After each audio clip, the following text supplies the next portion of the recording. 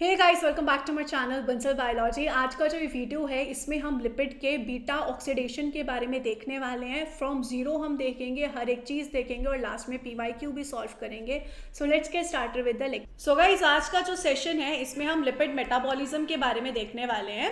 Lipid metabolism के बारे में सबसे पहले समझ के देखते हैं। लिपिड मेटाबॉलिज्म में सबसे पहले जो हम जिस चीज़ का मेटाबॉलिज्म करते हैं वो है क्या? वो है ट्राईएसाइल ग्लिसरॉल। ट्राईएसाइल ग्लिसरॉल मतलब एक सिंपलेस्ट लिपिड हम इसे बोलते हैं। इसी के बारे में हम स्पेसिफिकली क्यों बात करते हैं? क्योंकि ये मोस्ट स्टोर्ड लिपिड होता है। यही वो लिपिड है जिसको हमारी बॉडी सबसे ज़्यादा हमारी बॉडी में स्टोर करती है। बहुत प्रोमिनेंट होता है ये हमारी बॉडी में, प्रोमिनेंट अमाउंट में प्रेजेंट होता है। तो इसके बारे में हम बेसिकली बात करेंगे। अगर हम ट्राईएसाइल ग्लिसरॉल की बात करें तो 15 to 20% ऑफ द बॉडी का जो पार्ट होता है वो ट्राईएसाइल ग्लिसरॉल का ही होता है। इस बॉडी में हम ट्राईएसाइल ग्लिसरॉल को ही बेसिकली क्यों स्टोर करते हैं? क्या रीज़न होता है कि हम स्पेसिफिकली इसी को ही स्टोर करते हैं?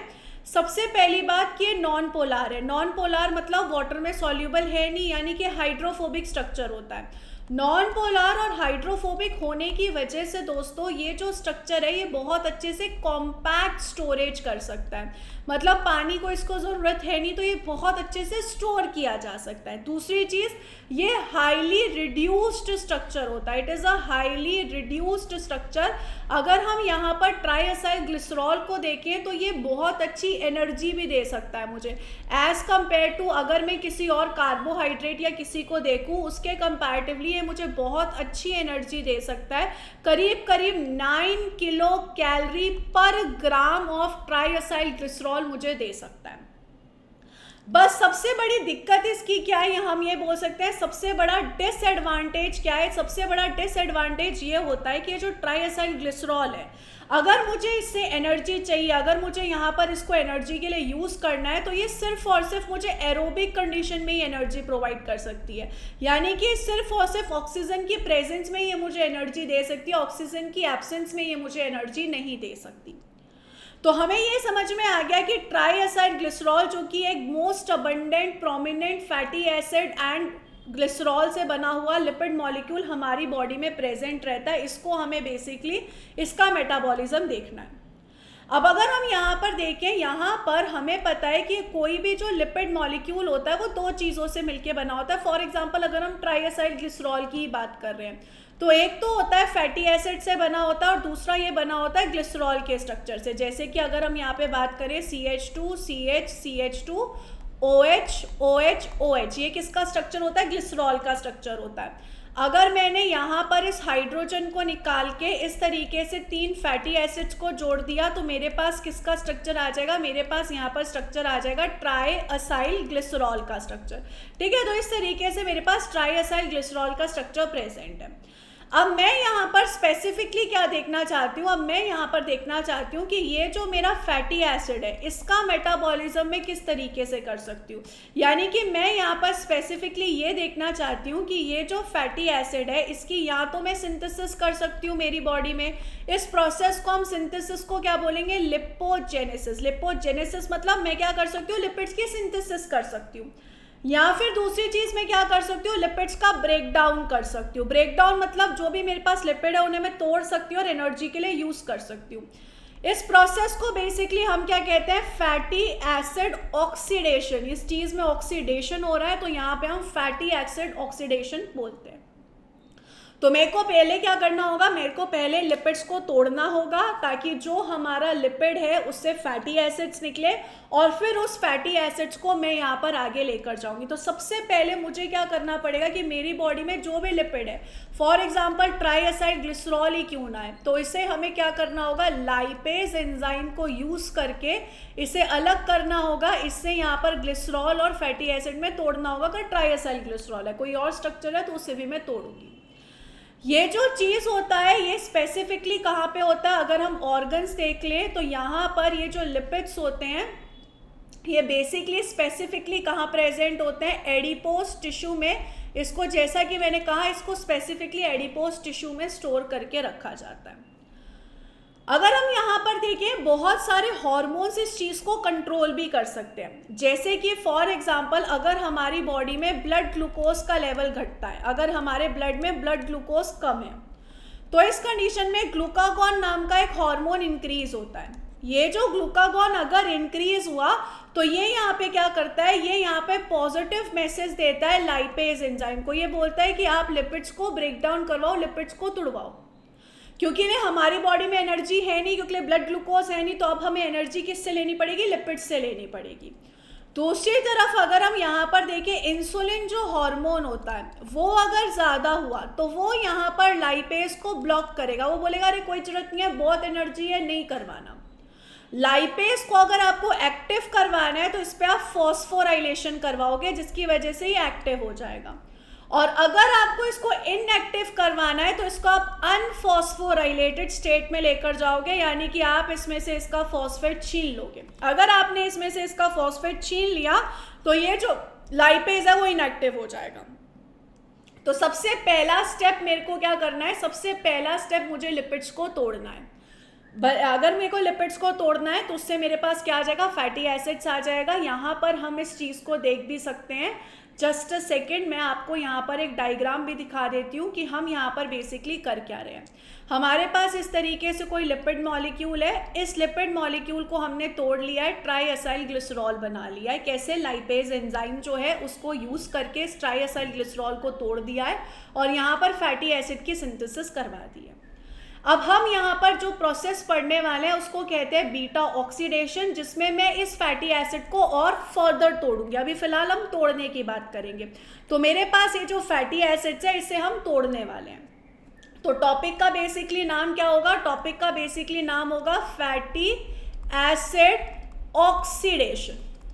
फैटी एसिड ऑक्सीडेशन टॉपिक का नाम है। अगर हम फैटी एसिड ऑक्सीडेशन की बात करें तो फैटी एसिड ऑक्सीडेशन एक्चुअली 3 तरीके से होता है। मेन जो होता है वो बीटा ऑक्सीडेशन होता है, लेकिन टोटल 3 तरीके से हम फैटी एसिड का ऑक्सीडेशन कर सकते हैं, एक अल्फा, एक बीटा और एक ओमेगा। जो अल्फा और ओमेगा होता है वो माइनर होता है और जो बीटा होता है वो मेजर होता है। तो यहाँ पर मेजरली हम बीटा ऑक्सीडेशन ही करते हैं। अगर हम ओमेगा की बात करें, ओमेगा जो यहाँ पर ऑक्सीडेशन होता है वो बेसिकली स्मूथ ईआर में होता है। किस किस की स्मूथ ईआर में, लिपिड्स की और उसी के साथ साथ I am so sorry liver की और किडनी के, लीवर की और किडनी के स्मूथ ईआर में यानी कि एसईआर में होता है। अल्फा जो है वो बेसिकली पेरोक्सिसोम में होता है और ये बेसिकली यहाँ पर क्या होता है, अल्फा वाले में बेसिकली जो ब्रांच्ड चेन फैटी एसिड होता है, यानी कि ऐसे फैटी एसिड जो ब्रांच्ड है, इनमें ये बेसिकली होता है। हम यहाँ पर अगर हम समझे अल्फा ऑक्सीडेशन से मतलब क्या होता है, फॉर एग्जांपल मेरे पास यहाँ पर कोई भी एक स्ट्रक्चर प्रेजेंट है फैटी एसिड का। अब इस फैटी एसिड के स्ट्रक्चर में ये क्या हो गया, कार्बोक्सिलिक ग्रुप हो गया। यहाँ पर ये अल्फा कार्बन है, ये बीटा कार्बन है, 100 और कार्बन है। ये हमारा कार्बोक्सिलिक ग्रुप हो गया, ये फंक्शनल ग्रुप हो गया। अब इसमें क्या है, अल्फा ऑक्सीडेशन। अल्फा ऑक्सीडेशन में आप यहाँ पर क्या करते हो, सिंगल कार्बन को रिमूव करते हो। ये जो सिंगल कार्बन है, आप इस केस में अल्फा कार्बन का ऑक्सीडेशन करते हो और इस केस में आप सिंगल कार्बन को रिमूव कर रहे हो। अगर आप सिंगल कार्बन को रिमूव कर रहे हो दोस्तों और अल्फा कार्बन का ऑक्सीडेशन कर रहे हो तो अल्फा ऑक्सीडेशन माना जाता है। बीटा ऑक्सीडेशन में आप क्या करते हो, बीटा ऑक्सीडेशन में आप यहाँ पर 2 कार्बन को निकालते हो और ये जो बीटा कार्बन है इसका ऑक्सीडेशन करते हो। आप इसमें क्या कर रहे हो, स्ट्रक्चर को तोड़ रहे हो ना, तो आप इस कंडीशन में कार्बन्स को निकाल रहे हो। तो बीटा ऑक्सीडेशन में 2 कार्बन निकलता है और जो बीटा कार्बन होता है उसका हम ऑक्सीडेशन करते हैं। कैसे करते हैं, क्या करते हैं, आप लोगों को सब समझ में आ जाएगा, डोंट वरी अबाउट दैट। तो सबसे मेजर हमारा बीटा ऑक्सीडेशन ही होता है और आज के लेक्चर में हम इसी ऑक्सीडेशन के ऊपर फोकस करेंगे। सो आइए हम यहाँ पर बीटा ऑक्सीडेशन के बारे में देख लेते हैं। बेसिकली हमें समझ में आ गया हमें क्या करना है कि जो हमारा बीटा कार्बन है उसे ऑक्सीडाइज करना और 2 कार्बन को रिमूव करना है, एज सिंपल एज दैट, और मुझे कुछ नहीं करना। अब बीटा ऑक्सीडेशन जो है दोस्तों दोनों जगह चल सकती है। कहने का मतलब है एनिमल्स में भी ये होती है, प्लांट्स में भी ये होती है। ऐसा नहीं है कि ये सिर्फ एनिमल्स में चलती है ना, दोनों जगह चलती है। प्लांट्स में बेसिकली एक ऑर्गेनेल होती है जिसे हम कहते हैं ग्लाइऑक्सीजोम। पेरोक्सीजोम की तरह ही एक मॉडिफाइड होता है ग्लाइऑक्सीजोम, जहां पर ये चलती है। Basically glyoxysome is what, a modified peroxisome ही होता है, एक मॉडिफाइड पेरोक्सीजोम ही होता है। पेरोक्सीजोम एक ऑर्गेनेल होती है जो हमारे पास भी प्रेजेंट होती है, उसी का ही मॉडिफाइड फॉर्म प्लांट्स में होता है। एनिमल्स में अगर हम यहाँ पर देखें, दो जगह हो सकती है, माइटोकॉन्ड्रिया में हो सकती है और उसी के साथ साथ पेरोक्सीजोम में हो सकती है। मेनली अगर हम यहाँ पर देखें, मेनली जो होती है वो माइटोकॉन्ड्रिया में ही ऑक्सीडेशन होती है। एक्चुअली माइटोकॉन्ड्रिया में होगी या पेरोक्सीजोम में होगी, इट विल डिपेंड ऑन कि आपका जो फैटी एसिड है वो कितने कार्बन का है। अप्रॉक्सीमेटली अगर वो 20 कार्बन से कम का है तो उसका माइटोकॉन्ड्रिया में होगा, और 20 कार्बन से ज़्यादा का फैटी एसिड है तो पेरोक्सीजोम में उसका ऑक्सीडेशन होने वाला है। मोस्टली यही चीज़ यहाँ पर होती है। अगर हम यहाँ पर देखें, हम ऑक्सीडेशन क्यों कराते हैं? अगर हमारी बॉडी में ग्लूकोज का लेवल कम होता है, स्पेसिफिकली अगर ब्लड में ग्लूकोज का लेवल कम होता है, हमारी बॉडी में जो ग्लूकागॉन है, जैसे कि मैंने अभी आपको बताया था, उसका अमाउंट बढ़ता है। हमारी बॉडी में अगर एटीपी का अमाउंट कम होता है, यानी कि एनर्जी कम है, हमारी बॉडी में एनएडीएच यानी कि एनर्जी का अमाउंट कम होता है, एटीपी डिवाइडेड बाय एडीपी का रेशियो जो है, मतलब इन शॉर्ट जो हमारी एनर्जी है वो कम है, तो इन सब कंडीशन में ही पैगाम आता है कि भाई फैटी एसिड्स को तोड़ो, उनसे एनर्जी लाओ। फैटी एसिड्स को तोड़कर भी आपको एनर्जी मिलने वाली है, फैट्स को तोड़कर भी एनर्जी मिलती है। तो जब हम कम कार्ब्स खाते हैं तब हमारी बॉडी क्या करती है दोस्तों? तब हमारी बॉडी फैटी एसिड्स तो तोड़ती है, और क्या करती है? तो फैटी एसिड्स को तोड़ना है। अगर हम बीटा ऑक्सीडेशन का स्टेप देखें तो ये होने के लिए हमें टोटल 3 स्टेप लगेंगे। 3 स्टेप में बेसिकली बीटा ऑक्सीडेशन हमें करना पड़ेगा। सबसे पहला स्टेप जो होगा, फर्स्ट स्टेप, उसमें मैं क्या करूंगी? उसमें मैं एक्टिवेशन ऑफ फैटी एसिड करूंगी। मुझे सबसे पहले फैटी एसिड को एक्टिवेट करना पड़ेगा, तैयार करना पड़ेगा फैटी एसिड कि भाई तैयार हो जाओ, आपका ऑक्सीडेशन होना है, गेट रेडी। ये जो तैयार होने का प्रोसेस होता है ये बेसिकली साइटोसॉल में होता है, यानी कि साइटोप्लाज्म में। फर्स्ट स्टेप जो है वो साइटोप्लाज्म में हो रहा है दोस्तों, ये माइटोकॉन्ड्रिया या कहीं पे नहीं होता, ये साइटोप्लाज्म में होता है। इस कंडीशन में बेसिकली किया क्या जाता है? इस कंडीशन में बेसिकली फैटी एसिड्स को एक्टिवेट किया जाता है। फैटी एसिड को एक्टिवेट करने का मतलब क्या है? यहाँ पर fatty acid plus coenzyme A plus ATP किया जाता है और फैटी असाइल कोएंजाइम ए की सिंथेसिस की जाती है। इस कंडीशन में आप क्या करवा रहे हो? फैटी असाइल कोएंजाइम ए बना रहे हो। एटीपी से तोड़कर एएमपी बनाया जाता है प्लस पायरोफॉस्फेट बनाया जाता है, वो आगे जाके इनऑर्गेनिक फॉस्फेट में, 2 इनऑर्गेनिक फॉस्फेट में टूट जाएगा। इस कंडीशन में आप यहाँ पर तोड़ एक एटीपी रहे हो, लेकिन एक एटीपी को तोड़कर एएमपी बन रहा है। नॉर्मली क्या होता है? एटीपी को तोड़कर हम एडीपी बनाते हैं, लेकिन इस कंडीशन में एटीपी को तोड़कर हम एएमपी बना रहे हैं। तो इस कंडीशन में हम यहाँ पर इसको बोलते हैं कि this process is equivalent to 2 ATP, कि यहाँ पर बेसिकली हम 2 एटीपी को तोड़ रहे हैं, इसके इक्विवेलेंट होता है। बिकॉज एटीपी से तोड़कर हमने किसकी सिंथेसिस की?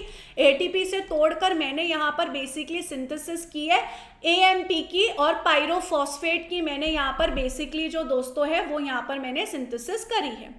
तो हमने कहा ठीक है, हमने कहा ओके, हमें ये बात समझ में आ रही है कि हमने यहाँ पर बेसिकली क्या किया है, हमने यहाँ पर बेसिकली पायरोफॉस्फेट की सिंथेसिस करवाई है। अगर हम यहाँ पर देखें, इसके लिए जो एंजाइम यूज होगा, यहाँ पर ये जो प्रोसेस कर रहे हैं, यहाँ पर एंजाइम जो होता है, उस एंजाइम को हम बेसिकली क्या कहते हैं? यहाँ पर जो एंजाइम यूज होगा उस एंजाइम को हम बोलेंगे फैटी असाइल कोएंजाइम ए सिंथेस। फैटी असाइल कोएंजाइम ए सिंथेस, यहाँ पर एंजाइम यूज किया जाएगा इस स्टेप के लिए और यहाँ पर इसकी सिंथेसिस की जाएगी। तो इस तरीके से यहाँ पर हमारे पास फैटी एसिड बन गया है, एक्टिवेट हो चुका है। ये हमारा सबसे पहला स्टेप था। अब एक बार यहाँ पर मेरा जो फैटी एसिड है वो बन चुका है, अब एक बार जो है मेरा फैटी एसिड तैयार हो चुका है, इसकी मैंने सिंथेसिस कर ली, इसको मैंने एक्टिवेट कर लिया है। अब नेक्स्ट स्टेप यहाँ पर क्या होगा, अब नेक्स्ट स्टेप यहाँ पर ये होगा कि इस फैटी एसिड को, जो मेरा एक्टिवेटेड फैटी एसिड है, इसे मेरे को ऑल द वे माइटोकॉन्ड्रिया में लेकर जाना है, बिकॉज ये पूरा प्रोसेस जो है अभी कहाँ पर हुआ है, साइटोसॉल में हुआ है। अब साइटोसॉल से ये पूरा का पूरा जो स्टेप है वो किस में जाएगा, माइटोकॉन्ड्रिया में जाएगा। तो अब इस एक्टिवेटेड फैटी एसिड को नेक्स्ट स्टेप में मैं कहाँ लेकर जा रही हूँ, माइटोकॉन्ड्रिया के अंदर लेकर जा रही हूँ। अब इस कंडीशन में जब मेरे को इसको माइटोकॉन्ड्रिया में लेकर जाना है, तभी भी यहाँ पर दो चीजें हो सकती है। इट ऑल डिपेंड्स ऑन कि इसका साइज क्या है। अगर यहाँ पर ये 12 कार्बन से कम का स्ट्रक्चर है, कम का स्ट्रक्चर है, तो इस कंडीशन में तो ये माइटोकॉन्ड्रिया में अपने आप जा सकता है, doesn't need any carrier, does not need any carrier. अगर ये छोटा स्ट्रक्चर है, अगर ये बहुत छोटा स्ट्रक्चर है, तो इसे किसी कैरियर की कोई जरूरत नहीं है। लेकिन अगर ये लॉन्ग कार्बन चेन का बना हुआ है, तो इस कंडीशन में इसे कैरियर की जरूरत होती है माइटोकॉन्ड्रिया में ले जाने के लिए। वो जो कैरियर यहाँ पर होता है, इसे हम यहाँ पर क्या बोलते हैं, कार्निटाइन बोलते हैं, या फिर कार्निटिन बोल सकते हो। कार्निटिन जो होता है बेसिकली इस चीज को लेकर जाता है कहाँ पर, अगर हम देखें हमारा जो माइटोकॉन्ड्रिया है वो हम सबको पता है डबल मेम्ब्रेन बाउंड होता है।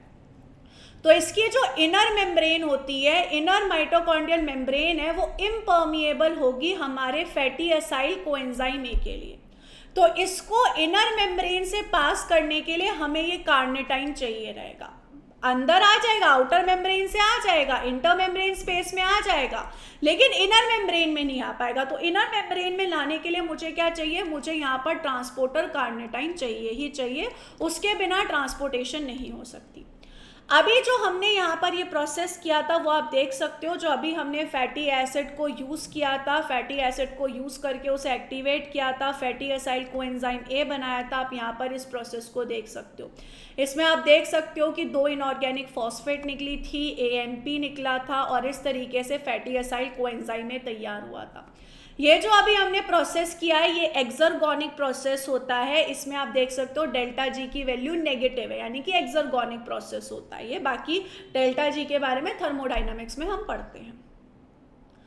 तो अब मुझे यहाँ पर क्या करना है, अब मुझे यहाँ पर ऑल द वे साइटोप्लाज्म से कहाँ पे ट्रांसपोर्ट करना है, मैट्रिक्स में ट्रांसपोर्ट करना है। सबसे पहली बात, अगर हम यहाँ पर देखें, यहाँ पर साइटोप्लाज्म से वो आराम से पहुँच जाता है आउटर मेम्ब्रेन से इंटर मेम्ब्रेन स्पेस तक आराम से पहुँच जाएगा। दिक्कत आएगी इनर माइटोकॉन्ड्रियल मेम्ब्रेन में। सो होता क्या है, ये जो हमारा फैटी एसाइल कोएंजाइम ए होता है दोस्तों, इसको हम यहाँ पर क्या करते हैं, आउटर मेम्ब्रेन जो है माइटोकॉन्ड्रिया की, इधर इसको कार्निटिन मिलता है। यहाँ पर बेसिकली ये जो फैटी एसाइल कोएंजाइम ए है, इसको मैं किसके साथ जोड़ूंगी, कार्निटिन के साथ जोड़ूंगी। इस प्रोसेस में जो ये फैटी एसाइल कोएंजाइम ए है, इसका कोएंजाइम ए रिलीज हो जाता है, और यहाँ पर जो ये फैटी एसाइल है ये यहाँ पर कार्निटिन के साथ आके जुड़ जाएगा। जो एंजाइम है वो आउटर मेम्ब्रेन पे प्रेजेंट होता है, और इस एंजाइम को बोलते हैं कार्निटाइन एसाइल ट्रांसफरेज। क्योंकि बेसिकली मैंने यहाँ पर क्या किया है, बेसिकली मैंने यहाँ पर हमारे फैटी एसिड को जाकर कार्निटिन से जोड़ दिया है, और को एंजाइम है जो मैंने अभी अटैच किया था उसको मैंने रिलीज करा दिया। ये जो यहाँ पर अब हमारे पास क्या बन गया, अब ये हमारे पास बन गया एसाइल कार्निटिन। ये जो एसाइल कार्निटिन है ये ऑल द वे कहाँ से जा सकता है, ऑल द वे ये अब आउटर मेम्ब्रेन से इंटर मेम्ब्रेन स्पेस में आराम से जा सकता है। इंटर मेम्ब्रेन स्पेस से अब ये इंटर माइटोकॉन्ड्रियल मेम्ब्रेन पे जाएगा। इंटर माइटोकॉन्ड्रियल मेम्ब्रेन से ये मैट्रिक्स में नहीं जा सकता, इसको कोई ट्रांसपोर्टर की जरूरत है जो उसे लेकर जाए। तो यहाँ पर ट्रांसपोर्टर प्रेजेंट होता है जो इनको अंदर तक पहुंचाएगा। आप इस चीज को रीड भी कर सकते हो, the fatty acids with chain length of 12 और fewer enters carbon without the help of membrane transporters. Those with 14 or more carbons, which constitute the majority of the fatty acids obtained in the diet, cannot pass directly through the mitochondrial membrane. They must first undergo the 3 enzymatic reactions of the carnitine shuttle. तो उन्हें carnitine shuttle की जरूरत पड़ती है। यहाँ से जो हमारा फैटी एसाइल कार्निटिन है वो आ गया है मैट्रिक्स के अंदर। यहाँ पर वंस अगेन जो कार्निटिन है उसे हम वापस से रिसाइकल कर देंगे, वापस से यहाँ पर कोएंजाइम में आ जाएगा और यहाँ पर फैटी असाइल कोएंजाइम में वापस से सिंथेसाइज कर दिया जाएगा। तो वापस से यहाँ पर क्या हो गया, फैटी असाइल कोएंजाइम में की हमने वापस से सिंथेसिस कर दी। ये जो कार्निटाइन है इसको हम वापस से ट्रांसपोर्ट बैक कर देंगे, इसको हम वापस से भेज देंगे। इस तरीके से पूरा स्टेप चलता है। यहाँ पर आप देख सकते हो कार्निटिन का स्ट्रक्चर बना हुआ है, इसका जो हाइड्रोक्सिल ग्रुप होता है उस पे बेसिकली फैटी एसिड आके अटैच होता है और फैटी एसाइल कार्निटिन की सिंथेसिस करता है। यहाँ पर जो एंजाइम यूज होता है इस प्रोसेस में, एंजाइम को यूज किया जाता है, जो यहाँ पर फर्स्ट रिएक्शन में जो एंजाइम यूज होगा जिसमें हम कार्निटिन से फैटी एसाइल कार्निटिन बना रहे हैं, उस एंजाइम को बोलते हैं कार्निटिन पाल्मिटॉइल ट्रांसफरेज। पाल्मिटिक एसिड की अगर हम बात करें तो पाल्मिटॉइल आएगा, अगर हम स्पेसिफिकली पाल्मिटिक एसिड की बात करें, और एस हम इसे बोल सकते हैं कार्निटाइन असाइल ट्रांसफरेज 1। जो भी फैटी एसिड आएगा वो इस एंजाइम्स को यूज करके एसाइल कार्निटिन बनाएगा। इसी के साथ साथ जब हम वापस से इसे तोड़ रहे हैं तो यहाँ पर आएगा कार्निटिन असाइल ट्रांसफरेज 2, जो कि बेसिकली मैट्रिक्स में प्रेजेंट होता है। तो आप इस चीज को देख भी सकते हो, carnitine acyl transferase in the outer mitochondrial membrane में होता है। जैसे कि मैंने आपको कहा, फैटी असाइल कार्निटिन जो है वो डिफ्यूज कर सकता है इंटर मेम्ब्रेन स्पेस से, और अगर उसे मैट्रिक्स में आना है तो वो पैसिव ट्रांसपोर्टर को यूज करके आएगा। तो यहाँ पर उसे ट्रांसपोर्टर को यूज करना पड़ेगा जिसके थ्रू आएगा। और पैसिव क्यों? क्योंकि हाई कॉन्सेंट्रेशन से लो कॉन्सेंट्रेशन की तरफ वो जा रहा है, जिसकी वजह से यहाँ पर ये मॉलिक्यूल किसके अंदर आ चुका है, ये मॉलिक्यूल जो है वो मैट्रिक्स के अंदर आ चुका है। तो यहाँ पर नेक्स्ट स्टेप जो होता है, फर्स्ट स्टेप हो गया, सेकंड स्टेप हो गया, थर्ड स्टेप में क्या होता है, the third and final step is in the matrix. यहाँ पे कार्निटिन एसाइल ट्रांसफरेज 2 जो होता है वो वापस से कार्निटिन को रिसाइकल कर देता है। इस तरीके से ये पूरी कहानी चलती है, इस तरीके से यहाँ पर ये कहानी चलेगी। यहाँ पर इस चीज को रेगुलेट भी किया जा सकता है। एक मॉलिक्यूल होता है जिसका नाम होता है मेलोनाइल कोएंजाइम ए। जैसे एसिटाइल कोएंजाइम में होता है वैसे मेलोनाइल कोएंजाइम में होता है। अगर इसका अमाउंट ज़्यादा होगा तो वो यहाँ पर इस एंजाइम को ब्लॉक करेगा और वो यहाँ पर पॉजिटिव मैसेज देगा फैटी एसिड सिंथेसिस के लिए। वो यहाँ पर बोलेगा कि भैया फैटी एसिड की सिंथेसिस करो instead of fatty acid oxidation, fatty acids का ऑक्सीडेशन मत करो। तो अब फाइनली मेरा जो फैटी एसिड है वो आ चुका है माइटोकॉन्ड्रिया के अंदर। अब ये जो माइटोकॉन्ड्रिया है इसके अंदर आ चुका है। नेक्स्ट स्टेप अब क्या होगा, अब एक्चुअल में मैं बीटा ऑक्सीडेशन शुरू करूंगी। अब एक्चुअल में मैं यहाँ पर जो फैटी एसिड है उसको तोड़ूंगी। अभी तक तो मैंने फैटी एसिड को तोड़ना शुरू ही नहीं किया, अभी तो बस हम प्रिपरेटरी फेज में थे, अभी तो हम बस प्रिपरेशन कर रहे थे।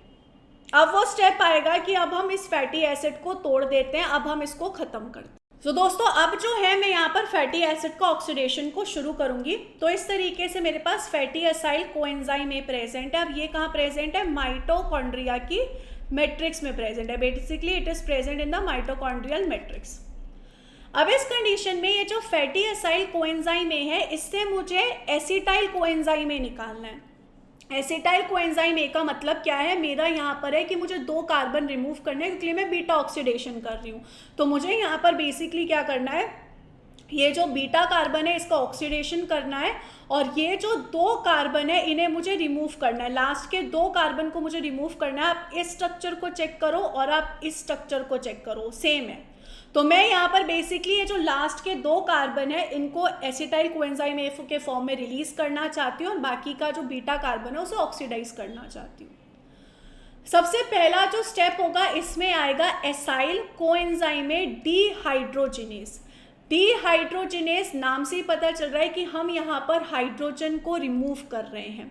तो इस कंडीशन में मैं क्या करती हूँ, FAD से FADH2 की सिंथेसिस कराती हूँ और ये जो मेरा बीटा कार्बन पे 2 हाइड्रोजन है इसमें से एक हाइड्रोजन यहाँ पर किसके पास गया, FADH के पास गया और ये एक C अल्फा के पास हाइड्रोजन था वो भी यहाँ पर इसके पास आ गया। तो अब इस कंडीशन में मैंने क्या किया है, मैंने यहाँ पर 2 हाइड्रोजन का रिमूवल किया है। C अल्फा और C बीटा के बीच में अब डबल बॉन्ड आ चुका है। ये जो FADH2 मॉलिक्यूल होता है ये बेसिकली एक एनर्जेटिक मॉलिक्यूल है, यानी कि इसको मैं आगे जाकर यूज़ कर सकती हूँ ATP की सिंथेसिस के लिए। सो यहाँ पर इसको मैं आगे लेकर जाऊँगी ETC पाथवे में, that is electron transport chain में, और इससे मैं ATP यानी कि एनर्जी कमा लूँगी। इस तरीके से यहाँ पर ये पहला स्टेप होता है एसाइल कोएंजाइम डिहाइड्रोजनेज का स्टेप हो गया। अब यहाँ पर जो स्ट्रक्चर बना है उसे हम बोलते हैं ट्रांस एनॉइल कोएंजाइम ए। यहाँ पर ये 2 क्यों दिखा रहा है, क्योंकि इस कंडीशन में यहाँ पर क्या प्रेजेंट है, यहाँ पर एक डबल बॉन्ड प्रेजेंट है इस स्ट्रक्चर में, इसलिए यहाँ पर ये चीज़ जो है वो दिखाई गई है। तो यहाँ पर ये जो है it is equals to what, it is equals to double bond, वो डबल बॉन्ड मुझे शो कर रहा है। तो अब मेरे पास क्या आ गया, ट्रांस एनॉइल कोएंजाइम में आ गया। इसके बाद मैं यहाँ पर हाइड्रेशन का स्टेप करूंगी, और मैं यहाँ पर बेसिकली क्या कर रही हूँ, एनॉइल कोएंजाइम में हाइड्रेटेस को यूज करते हैं। इस कंडीशन में बेसिकली हमने यहाँ पर क्या किया, आप ध्यान से देखो, इस कंडीशन में बेसिकली हमने यहाँ पर आप देखो अल्फा पे CH था, एक और हाइड्रोजन आ गया, और इस कार्बन पे OH ग्रुप आ गया।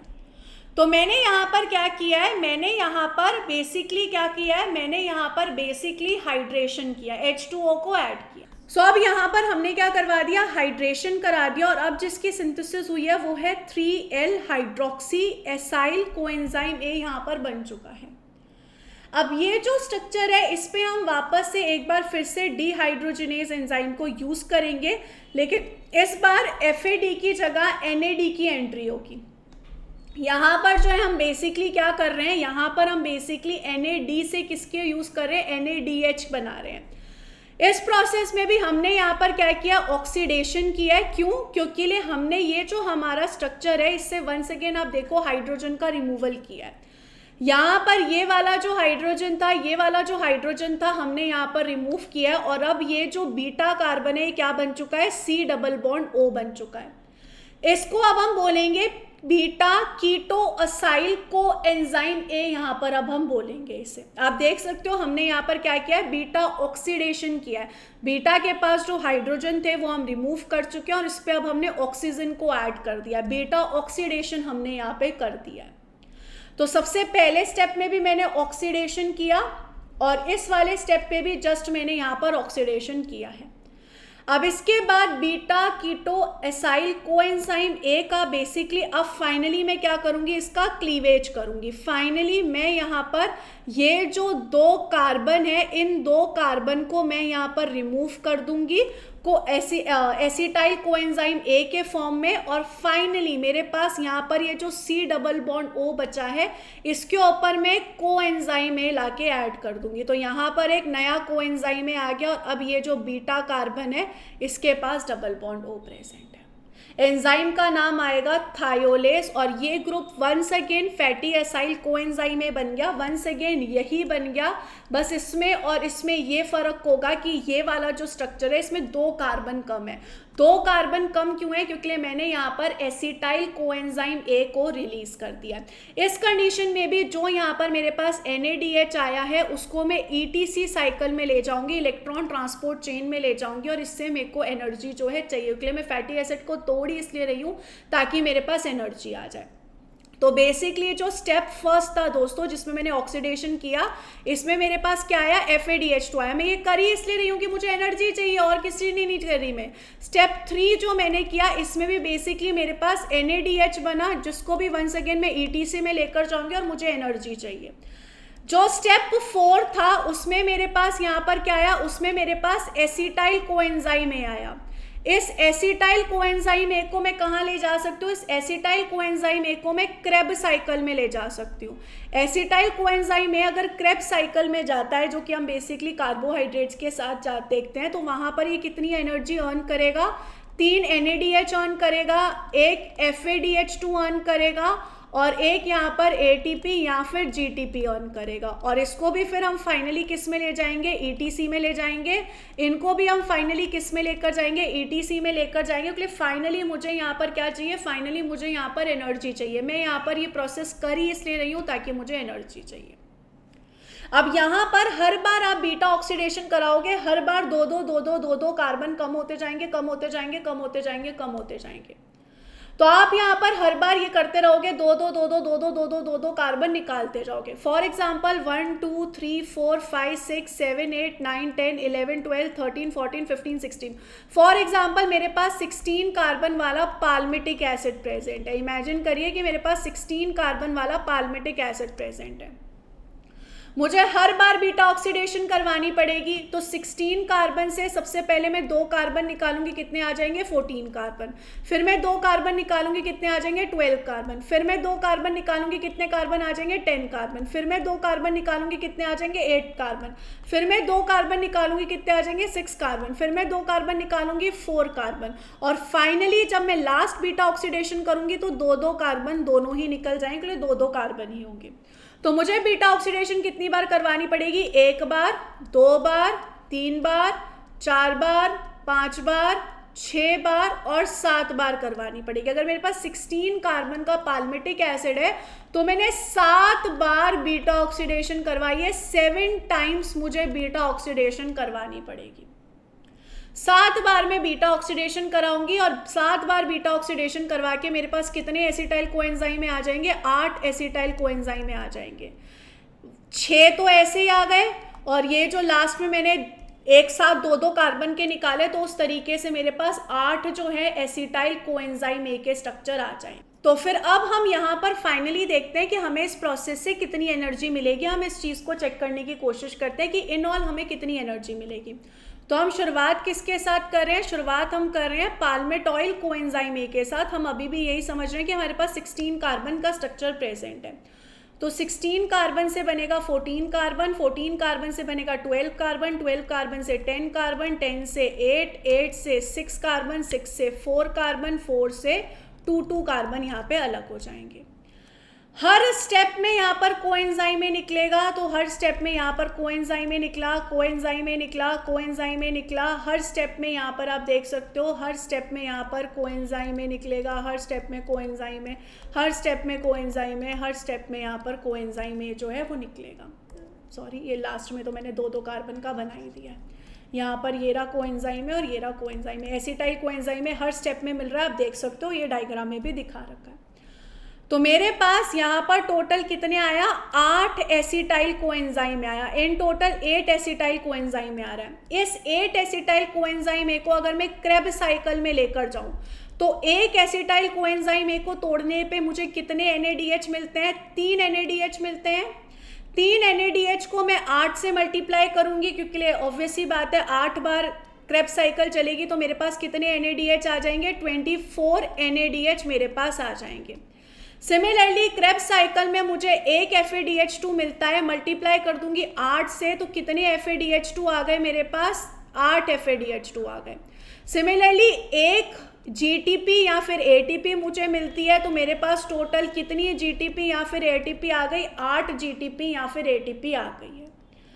अब इसको मैं क्या लेकर जाऊंगी? इसको मैं इलेक्ट्रॉन ट्रांसपोर्ट चेन में लेकर जाऊंगी। हमें पता है एक NADH से हमें कितनी ATP मिलती है? 2.5 ATP मिलती है। तो मैंने यहाँ पर क्या कर दिया? 24 मल्टीप्लाइड बाय 2.5 ATP कर दिया। ऐसे ही सिमिलरली यहाँ पर अगर हम नेक्स्ट में देखें तो मेरे पास क्या आया है? मेरे पास यहाँ पर 8 FADH2 आया है। 8 FADH2 अगर हर एक FADH2 की हम बात करें तो हर एक FADH2 हमें 1.5 ATP देता है। तो उससे हमने मल्टीप्लाई कर दिया। तो 24 मल्टीप्लाइड बाय 2.5 कितना ATP हो गया? 60 ATP यहाँ पर मेरे पास हो गया। 8 इंटू 1.5 मेरे पास कितना ATP हो जाएगा? 12 ATP मेरे पास यहाँ पर हो गया। और इससे मेरे पास डायरेक्टली कितना ATP आ रहा है? और इससे मेरे पास डायरेक्टली 8 ATP आ ही रहा है। 8 ATP यहाँ पर इस तरीके से मेरे पास आ रहा है। तो इन टोटल यहाँ पर अगर हम समझने की कोशिश करें तो यहाँ पर हो गया 60 प्लस 12 प्लस 8 कितना हो जाएगा? ये इन टोटल अगर हम यहाँ पर देख लें तो इन टोटल प्लस, अभी बात खत्म नहीं हुई है, प्लस हर स्टेप जो आपने चलाया हर स्टेप में हमें यहाँ पर भी एक FADH2 और एक NADH मिल रहा था। तो यहाँ पर इन सभी स्टेप्स में हमारे पास 7 बार हमने बीटा ऑक्सीडेशन कराया तो 7 हमें यहाँ पर NADH मिलेंगे प्लस 7 हमें FADH2 यहाँ पर मिलेंगे। तो 7 NADH मल्टीप्लाइड बाय कर दो 2.5 ATP प्लस 7 FADH2 कर दो मल्टीप्लाइड बाय 1.5 ATP। यहाँ पर कितना आ जाएगा 7.5 ATP और वहाँ पर कितना आ जाएगा 10.5 ATP। इसे भी ऐड करो तो यहाँ पर क्या हो जाएगा प्लस 17.5 प्लस 10.5 यहाँ पर हो जाएगा। इन टोटल हम इसे कैलकुलेट करिए, इन टोटल यहाँ पर कितना हो जाएगा 60, 70, 80, 90, 100, 107 और 108 ATP कुल मिला के हमें इस प्रोसेस से मिली है। लेकिन आपको याद होगा हमने स्टार्टिंग में 2 ATP को यूज़ किया था, इक्विवेलेंट टू 2 ATP था जो मैंने आपको बताया था। तो अगर हम यहाँ पर देखें 108 ATP माइनस 2 करना पड़ेगा अगर हम यहाँ पर नेट गेन के बारे में बात करेंगे। सो नेट गेन हमें यहाँ पर कितने ATP का होगा, नेट गेन अगर हम यहाँ पर देखें तो हमें सिर्फ और सिर्फ 106 ATP का होगा, ना कि 108 ATP का। रीज़न बीइंग भाई यहाँ पर हमारी जो 2 ATP हैं वो शुरुआत में हमने यूज़ की थी एज अ नेट ATP के फॉर्म में, इसलिए यहाँ पर हमारे पास सिर्फ और सिर्फ 106 ATPs जो हैं वही यहाँ पर बन के आई है। तो इस तरीके से यहाँ पर हमारे पास ये जो ATP हैं वो तैयार है। इस तरीके से हमारे पास यहाँ पर ATPs जो हैं वो बन चुकी हैं, कितनी 106 ATP। तो अगर हम इस पूरे के पूरे रिएक्शन को लिखने की कोशिश करें एक ही स्लाइड पे, अगर हम इस पूरे के पूरे रिएक्शन को लिखने की कोशिश करें तो क्या होगा, पाल्मेटॉइल कोएंजाइम में हमने कितना लिया 1, प्लस हमने यहाँ पर क्या किया 7 कोएंजाइम में यूज़ किए ताकि हर एक एसिटाइल को एक कोएंजाइम में दे सके। 7 बार हमने FAD यूज़ किया, 7 बार हमने NAD को यूज़ किया, 7 H2O यूज़ किया क्योंकि 7 बार हमने हाइड्रेशन का स्टेप किया था। 7 बार टोटल ये साइकिल चली और इससे मेरे पास गेन कितना हुआ, एक एसिटाइल कोएंजाइम का गेन हुआ, मेरे को 8 एसिटाइल कोएंजाइम में मिले, प्लस 7 FADH2 मिला, प्लस 7 NADH मुझे मिला यहाँ पर इस प्रोसेस में, प्लस यहाँ पर 7 NADH प्लस 7 प्रोटॉन्स मुझे यहाँ पर मिले। तो इस तरीके से यहाँ पर ये पूरा का पूरा जो रिएक्शन है इस तरीके से हुआ और इस तरीके से मेरे को यहाँ पर गेन होता है। एक चीज़ और यहाँ पर अगर हम देख लें तो आपको याद होगा जो फर्स्ट स्टेप था उसमें मैंने एसाइल कोएंजाइम में डिहाइड्रोजिनेज को यूज़ किया था। ये जो फर्स्ट स्टेप में हमने एसाइल कोएंजाइम A को माइटोकॉन्ड्रिया में यूज़ किया है, ये अलग अलग तरीके के आइसोफॉर्म्स होते हैं। अगर हम यहाँ पर देखें 4 आइसोफॉर्म्स यहाँ पर एग्जिस्ट करते हैं, किसके, एसाइल कोएंजाइम में डिहाइड्रोजिनेज के, एसाइल कोएंजाइम में डिहाइड्रोजिनेज के।